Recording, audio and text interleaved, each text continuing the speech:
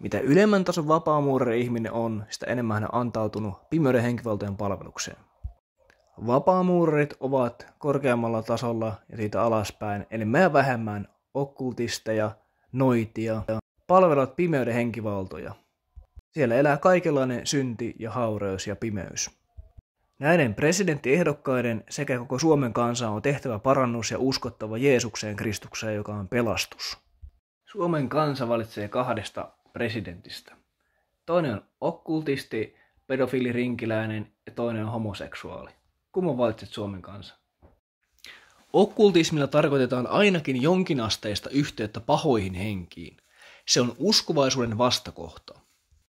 Kun uskovat ovat yhteydessä Jumalaan, niin okkultistit ovat yhteydessä pahoihin henkiin. Saatanan palvonta on okkultismin muodoista kaikkein pahin, mutta sen muutkin ilmentymismuodot, kuten spiritismi, noituus, satanismi, YMS, ovat myös hyvin tuhoisia ihmisille. Yhteiskunnan pitäisi herätä vastustamaan okkultismia, jota nykyään tyrkytetään lähes kaikkialta. TV:stä, videolta, internetistä, musiikkiäänitteiltä, kirjoista. Päättäjien tulisi laatia lakeja, joilla kiellettäisiin tällaisen turmiollisen ja tuhoavan roskan esittäminen ja levittäminen. Saku.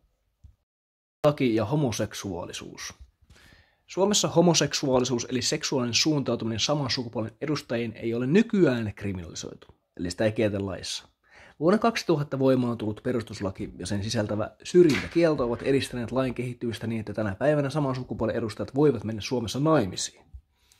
Vuonna 1894 naisten ja miesten homoseksuaaliset teot kiellettiin Suomessa rangaistuksen uhalla laissa. Kielto kumottiin vuonna 1971, mutta samana vuonna astui voimaan kielto homoseksuaalisuuden kehoittamisesta, joka puolestaan kumottiin vuonna 1999.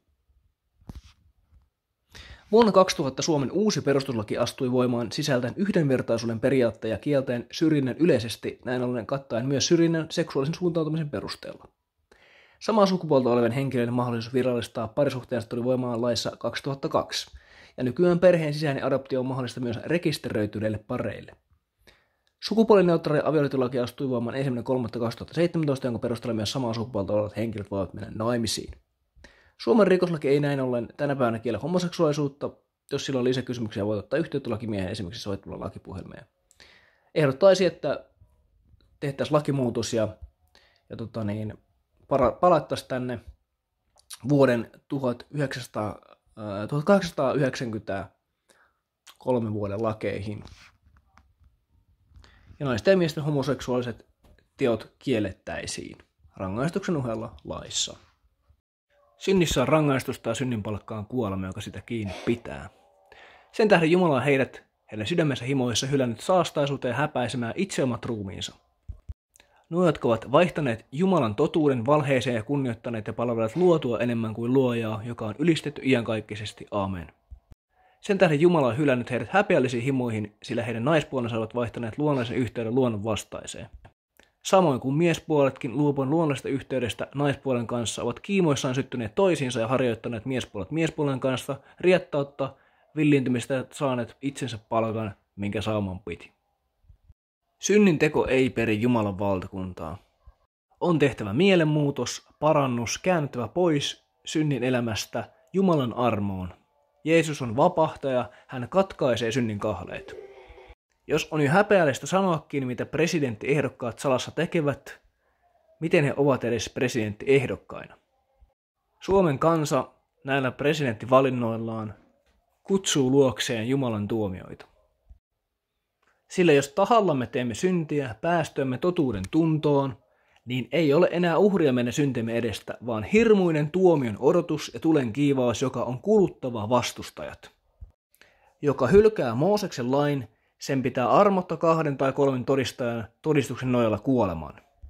Kuinka paljon ankaramman rangaistuksen luulettekaan sen ansaitsevan, joka tallaa jalkoihinsa Jumalan pojan ja pitää epäpyhänä liiton veren, jossa hänet on pyhitetty ja pilkkaa armon henkeä.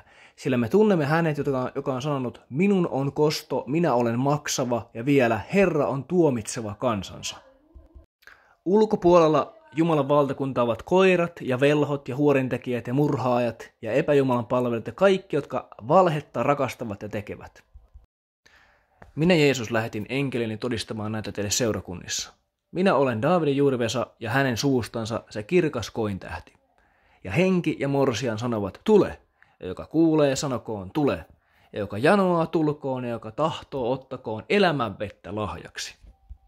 Joka uskoo poikaan, sillä on iankaikkinen elämä. Poika Jeesus Kristus. Mutta joka ei ole kuuliainen pojalle, se ei ole elämää näkevä, vaan Jumalan viha pysyy hänen päällänsä.